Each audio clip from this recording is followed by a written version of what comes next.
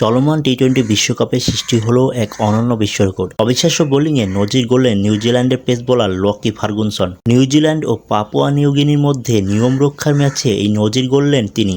4 over হাত ঘুরিয়ে 4টি মেডেল নিলেন ফার্গুসন, অর্থাৎ 24টি ডট বল। টানা 24টি ডট বল, সেই সঙ্গে তার ঝুলিতে 3টি উইকেট। এর আগে 2021 সালের 14 নভেম্বর কানাডার সাদ বিন জাফর পানামার বিরুদ্ধে 4 ওভার বল করে 4টি মেডেল নিয়েছিলেন। আন্তর্জাতিক টি-20তে এতদিন এটিই ছিল সর্বোচ্চ ডট বল করার রেকর্ড। লকি ফার্গুসন নতুন নজির গড়লেন সোমবার।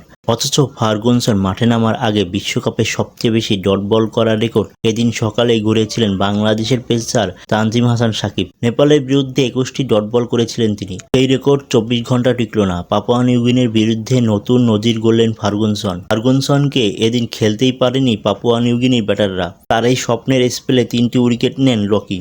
আসাদ ভালা, চার্লস আমিনি ও সুপারের উইকেট নেয় এই কিউ বোলার। পঞ্চম ওভারে তার হাতে বল তুলে দেওয়া হয়।